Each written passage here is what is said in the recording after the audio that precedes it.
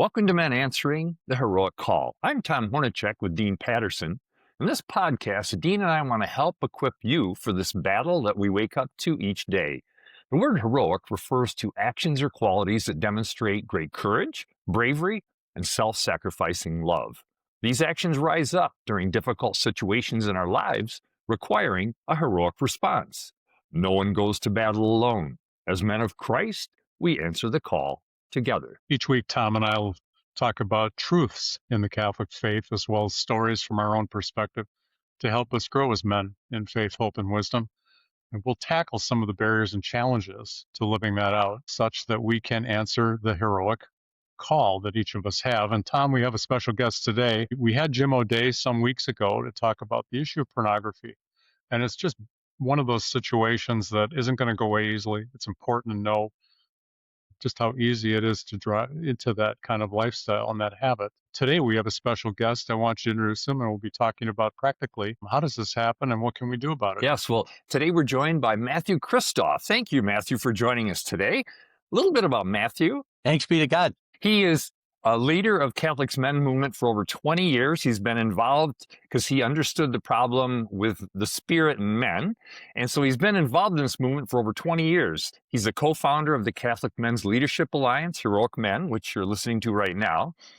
And he's researched and built tools to address the Catholic men's crisis.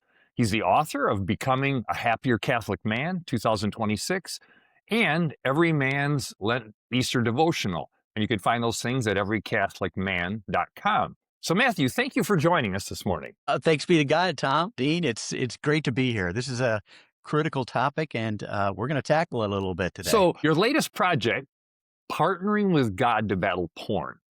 All right. Understanding how porn damages a man. What motivated you to do this project? Well, you know, anybody who spends a lot of time around men and in men's evangelization pretty quickly can see that this is a major problem. You know, we see the statistics, and there are newer statistics out that show virtually 100% of men are dealing with pornography in one level or more. And, you know, one of the things that I always kind of turn to, there was an old Jesuit priest who somehow did a survey of what do men and women confess in the confessional.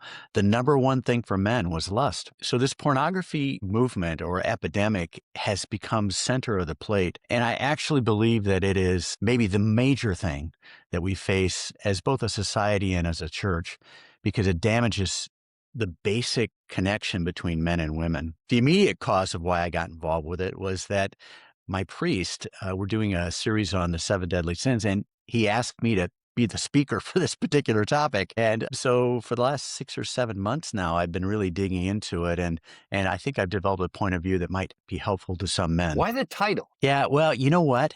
We see in the world kind of a bifurcation, right? We see, you know, all you got to do is turn to God and pray. And thanks be to God, we do that. And that's really critical. Or the other extreme is to say, you don't need God for this. What you need is psychology and methodology, which is, you can see it everywhere. And as Catholic men, we need to have both. We need to turn to God because we're never going to solve this thing without him.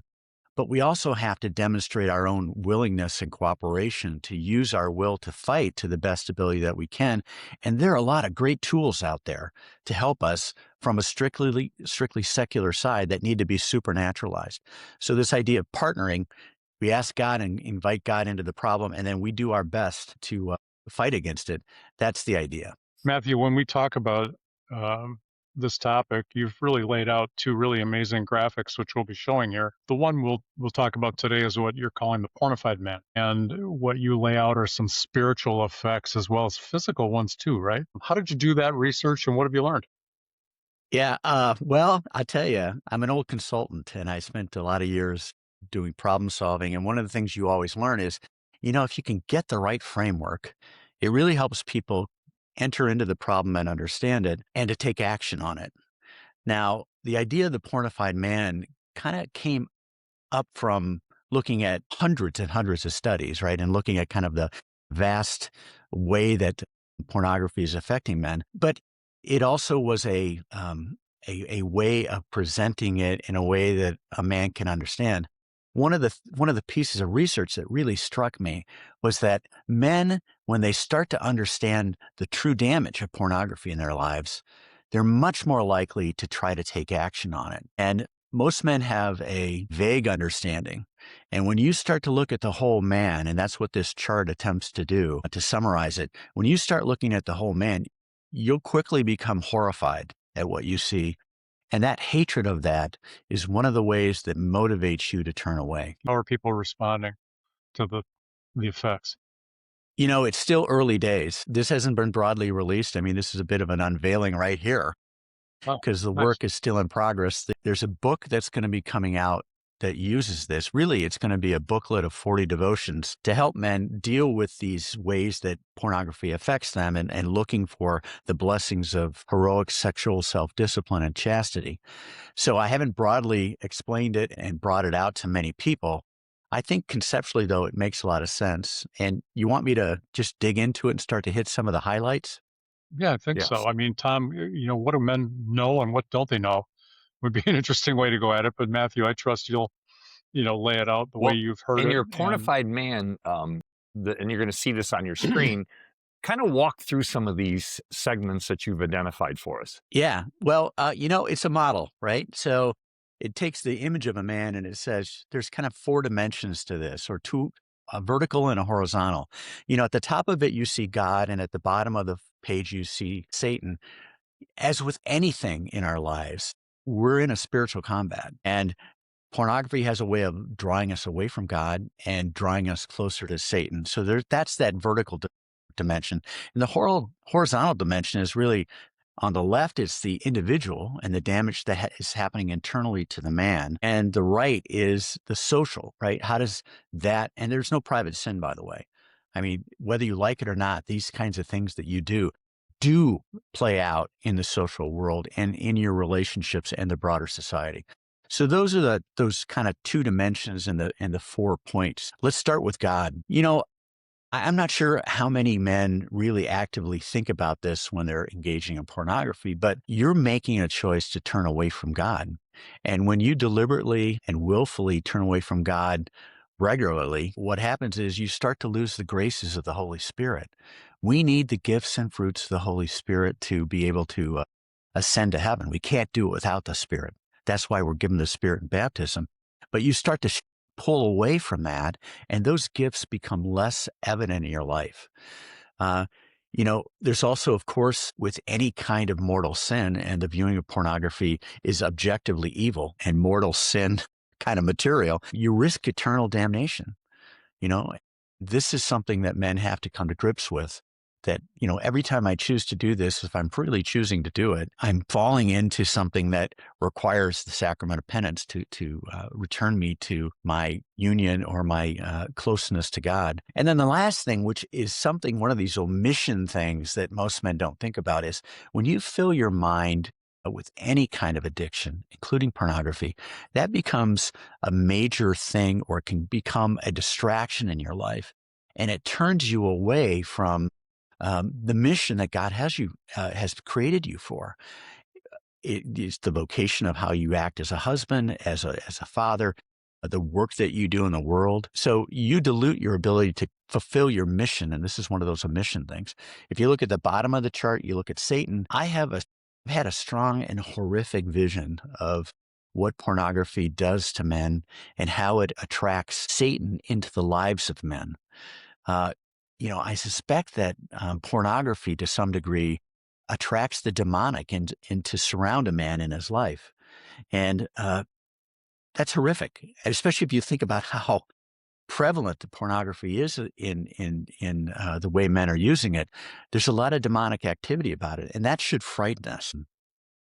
Well, that a lot of these films are cursed before they're released. And so that does have an effect. Wow. Absolutely. And you just look at the statistics of child porn and trafficking, human trafficking, all those are the result of porn and the enemy. And you're right, it's a spiritual battle.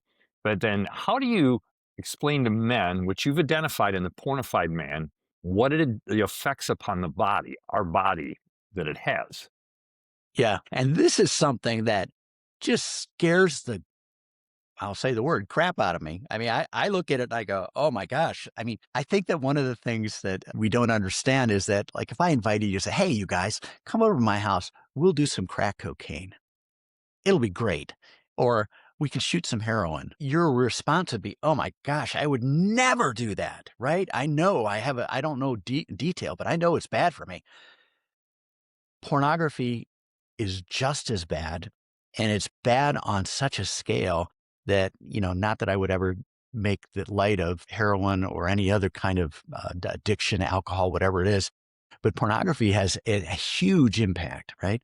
So let's talk about some of those ways that it affects a man from a human standpoint. This is the left side of the page.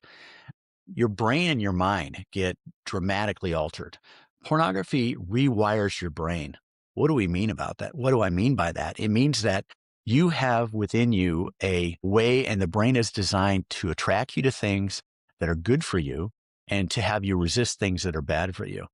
Pornography falls into a bad for you category, but it's built off of something that's good, which is the natural attraction between men and women and the beauty of the sexual union. And pornography basically hijacks that system in the brain, and it rewards this excitement that you get when you look at something that is to do with sexual imagery. Now, what happens over time is that the brain really pays attention to it, but then after a while, it kind of starts to get desensitized, and it says, "Oh, I've seen this before. I'm not going to give you the same hit of dopamine," which is basically a neurochemical that brings pleasure. And as a result, a man who's looking at porn starts to want more novelty, more different imagery. And it's this escalator to hell, really. And it's very evident in the research that there is this escalation that occurs, and more your brain drives you to look for novelty. And porn has infinite novelty now. I mean, it's not the crude images or the magazines of old. It's K live images, and it is so compelling, right? If you start to get into this channel, that you will quickly become addicted. The other thing about the brain, which as someone who likes to think, it dramatically lowers your ability to think. It literally shrinks your prefrontal cortex, your gray matter. They have this as research. Your brain actually shrinks, and you lose your ability to think clearly. Well, you lose your ability to pay attention. You lose your ability to access working memory, and you lose your ability to focus and think about longer, more difficult things that take a lot of attention. If you look at the mind, the rest of the mind, your ability to think clearly is really damaged. From an eye standpoint, your sight becomes really changed. When you condition your mind to look at things like pornography, what you end up doing is sexualizing, and that plays out in your life when you're away from the screen, and you begin to look at others as objects. This is a huge sin against the dignity of another soul, to think of their body parts rather than their person, to look at how their torso looks rather than looking them in the eye and seeing them as children of God. Amazing. Yeah. To a degree, your identity changes, and most men wouldn't say this out loud, but the reality is true. When you're looking at pornography, you become, in a way, a pornographer. And we'll talk about this in a minute on the right side of the page. But in essence, you're taking on the identity of someone who's engaged in the pornographic industry. You're also, Jesus tells us, married men, if you look at a woman lustfully, you're committing adultery. Most men don't think of themselves, married men don't think of themselves as adulterers when they are looking at pornography, but Jesus makes a very clear statement about that. And that should frighten any man. And if you're not married, that doesn't let you off the hook, because, God is really clear about the evil of fornication, right? And, Paul tells it very explicitly, people that fornicate, which is basically sex between unmarried people, don't get received into heaven. Now, of course, we have forgiveness, but that's the sign of how difficult it is. And you start to associate with that. One of the things that's really troubling too is your virtues. We're taught the difference between good and evil, and we know a lot of this through natural law, but we're taught it in the Catholic faith. But as you start to immerse yourself in these images, what the research shows is that you become much more of a moral relativist. And one of the reasons why we've seen so many perverse things becoming accepted in society is, I think, driven by pornography, right? You're exposed to all these different things and you go, well, they can't be that bad, can they? And the answer is, well, yes. And you lose that ability to think clearly morally. Emotions are really damaged.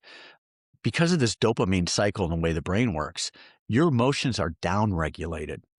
You have this excitement and your brain starts to crave the excitement that you get from this addiction. And it's true of other addictions too, not just pornography, but you become more emotionally flat. You lose the highs, but you get the lows. So people that look at pornography a lot are more prone to depression, more prone to despair, and they're less prone to joy. And the things in everyday life that our emotions help us to experience and to enjoy become uninteresting to us because we're looking for that thing that's giving us this brain chemical dopamine to excite us. We got to talk about the genitals, right? Because that is where the sexual self-expression actually culminates. Huge numbers of men, 2/3, I think it is, are dissatisfied with what God has blessed them with from a genital standpoint. There's a very body dysmorphia because you see things on pornography that are abnormal. They don't put the average guy on there. They put the guys that, are abnormal, and men start to look at that and they're dissatisfied. I don't want to get too technical or too deep into this, but women are very satisfied with men, and women are very happy with men, but men are unhappy because they've been conditioned to see themselves as somehow inadequate. There's an addiction to masturbation. I mean, you need to say the M word. And I've done some research on this. And with the onslaught of mobile phones and pornography, men's frequency of this is dramatically increasing. Pre and post this, I mean, it's stunning. So this is creating not only lots of opportunities for sin, but it's also tied into this next part, which is sexual dysfunction. It's literally called an epidemic of what's happening to men under 40 with erection dysfunction.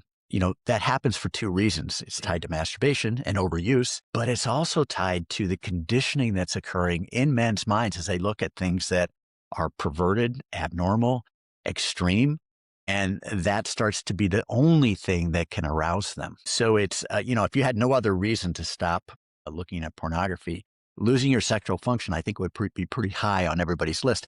This is an untalked about epidemic, and it's huge. It's really affecting a lot of young men. Loss of attraction to real women. Men start to lose their interest in just real women. And this is very well documented. Not only, the unmarried men, but the men who are married, they lose attraction to their wives, who is their soulmate and who they're supposed to be intimately excited about, right? And you lose that. And then the other thing that happens is just an onslaught of sexual perverted activities that you are wanting to and engaging in. We're not going to get explicit here, but the kinds of things that are occurring normally and that are promoted have always been seen as perverted. And there's been a dramatic uptick in those who engage in them. And, we'll talk about the damage to women in a second, but that's something that men are driven to because of this. And then the last thing is body. What's happening to our bodies, separate from the genital aspect? We're losing, we have a loss of sleep, right? And a lot of men are engaged. If you look at the day parts, it's early in the morning or late at night. And it fundamentally disrupts our sleep patterns, our circadian rhythms. We become exhausted, and then the more it's like a death spiral. The more we become exhausted, the more discomfort we experience, the more we want to feel some kind of pleasure, and then we're drawn back into it. One of the things I didn't mention up above when we were talking about what happens to the mind is that we become fragile and weak.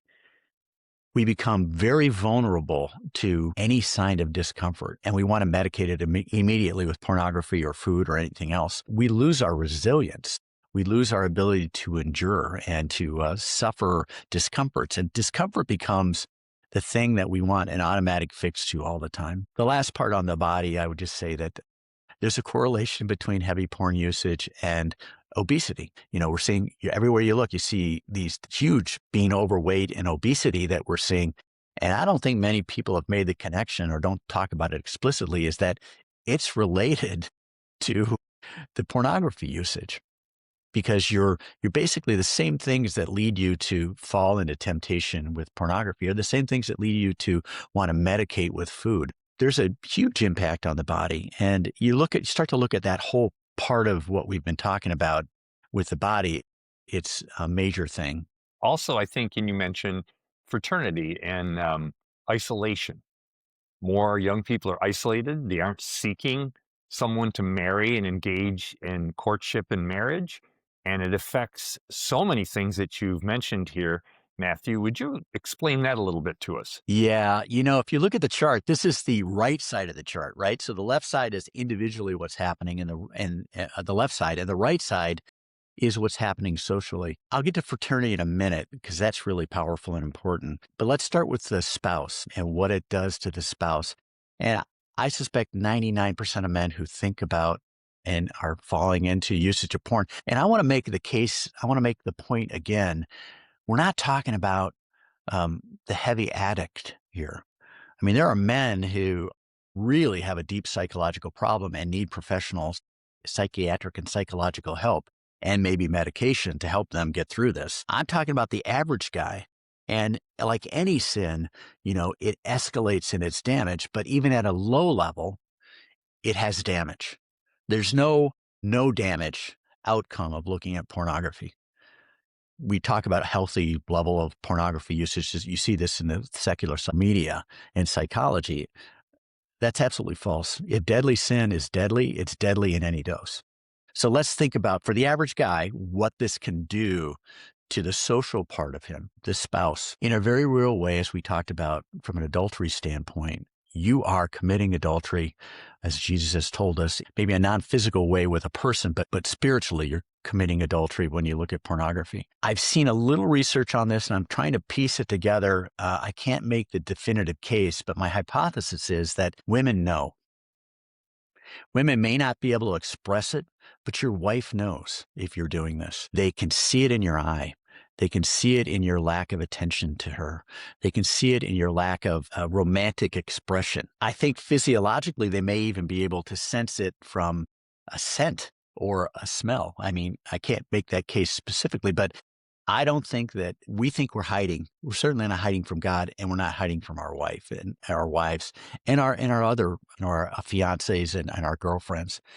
To the extent that you're dissipating yourself, like Onan did, Onan, which is the sin of masturbation, you're dissipating yourself when you're not giving everything of yourself to your wife. And the excitement and that thrill of how your relationship with your wife was when you first met her, you start to lose that. And she recognizes it too. Many men want to act out what they see, and they start to entice and cajole and coerce their wives into behaviors that she doesn't like and that are perverted.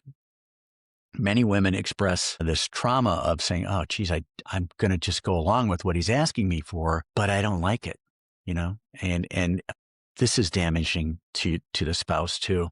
The huge thing that, you think about it, men never want to hurt their wives, but the devastation that occurs to a woman when she discovers a man's pornography usage has been likened to PSTD. Post-traumatic stress disorder. It is a massive negative impact because it brings all these things to play within her. Am I not attractive to him anymore?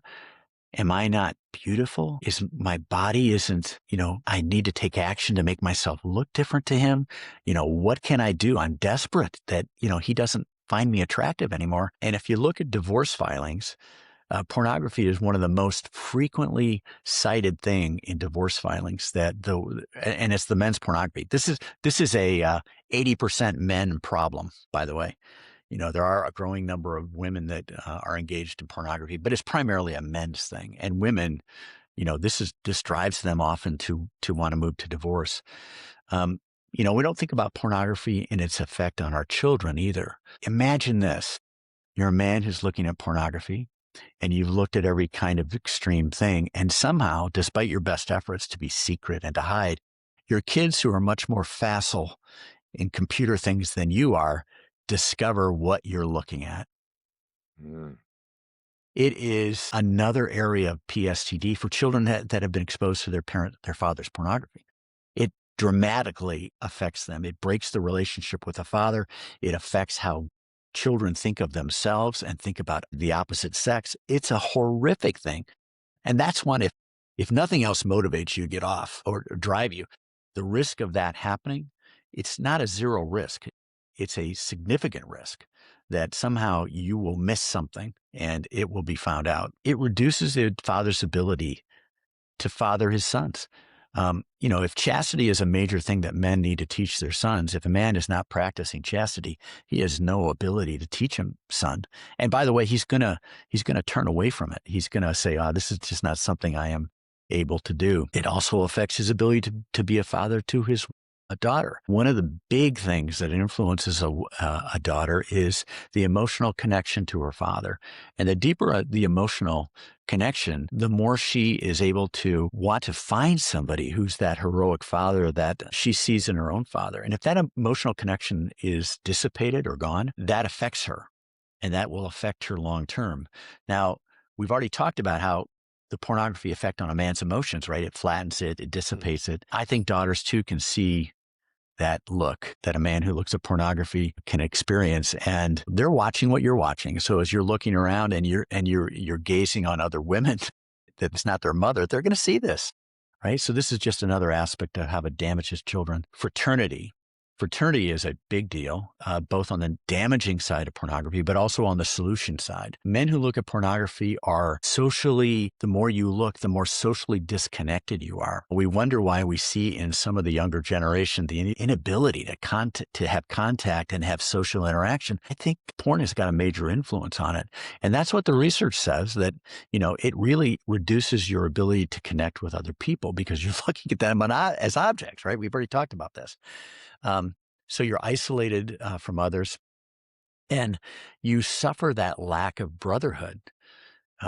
If you're disconnected from men, iron sharpens iron. You lose those examples of men who are trying to live heroic virtue. And this is, of course, what Heroic Men is all about, helping men be connected to that. But you lose that fraternity. And then the last part, in terms of impact on society and others, we probably don't think about this, but we have ways in the church of describing how you cooperate with sin. When you're looking at pornography, you are engaged in rewarding those people that are making pornography, right? The pornographers, the people that are acting in a real way through your eyeballs. And this is all measured by what you look at and how long you look at it. You're financially rewarding them for the things that they're doing. And this is both a real thing that happens in society, but you're also cooperating with the degradation of someone who's doing things that will lead them to hell. You are feeding, if you will, on somebody's perversion, their self-perversion because of self-esteem. A lot of reasons why people fall into this behavior of performing in pornography, but you're feeding off it. And it's a very pathetic and ugly thing that I think men don't think about. And when we meet our judgment, we'll go, well, did you cooperate with this? And I don't think we want to say yes. Matthew, could I just ask? I mean, can we equate the woe to those who cause another one of these little ones to sin? It'd be better for them to have a millstone. You're talking about, and my wife and I have been, I was just going to say, my wife and I have been on prayer teams and have had women come for prayer who've been involved in the adult entertainment industry and are in all kinds of pain and have had abortions and have had just the effects. You feel like you're extricating Satan from them. I mean, it's incredible how, I don't want to use the word possessed in a loose way, but just in agony about their choices and wanting to get right with God. I trust they can through the mercy I'm not giving them absolution. A priest will, I think, but They come for prayer and they come and they're battling. These are people, and I'm guessing you've made a huge wake-up call here, I think. The reality of what the impacts are, both on self and others. I have to think those of us watching should rightly be terrified of, and I use that word truly because it's just extremely black and white right now to me, and what your research is showing. It's absolutely true that tie a millstone around your neck and drown yourself, because that's better than if you are feeding off someone else or you encourage them when you look at them. Because what do we see in social media? How many likes do I get? We could talk about general internet addiction, but the social media has become manipulative by rewarding people with likes, and it drives people to do more of things that lead them to likes. So if you're looking at and viewing certain kinds of pornography, you're encouraging that person to continue to do it. Now, one of the stats that should be understood is that the vast majority of men who create or people that create and distribute pornography, we think it's, as men, because we're probably attracted more to the female side, we think it's women. It's 85% men. Men are enticing women to doing this. They are, for economic and other kinds of reasons. And it's the men that are driving the women to this. So it's very much an enslavement. The impact on women, not only kind of the ones that get into pornography and do it as a career, but even the casual ones, is huge negative influences on them. Self-esteem. Just think about your reputation, that a woman who has somehow been cajoled or her images without her knowing have been posted and her children find them, or her husband finds them, or a future husband. I mean, it's just so damaging. And we don't think of any of this stuff when we think about when we fall into this habitual act of pornography. And we need to. And these kinds of negatives will really help us to do that. And let me just finish up society and others. We already talked about you're a pornographer. When you vote with your eyeballs, you are supporting the industry. You are supporting the pornography industry. You are part of it. You're a member. You're a participant. Even if you don't post pornography, that's a small percentage of total people, by the way. But when you're active on it, you are encouraging it in society and making it worse.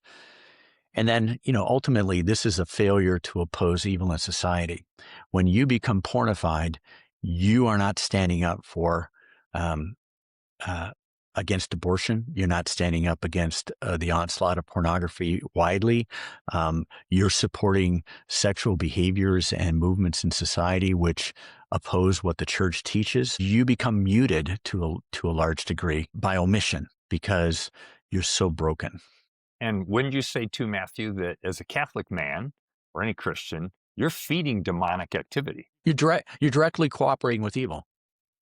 And it's not, I think the point you're making, it's broad, Yes. right? And it's widespread. And so when you cooperate, it starts to be seen and used by other things. The things you look at and you like, those are things that more people are going to see. And as a result, that demonic thing grows. We watch all these horror movies. We go to be terrified. People do. I've never understood this fascination, but people do it.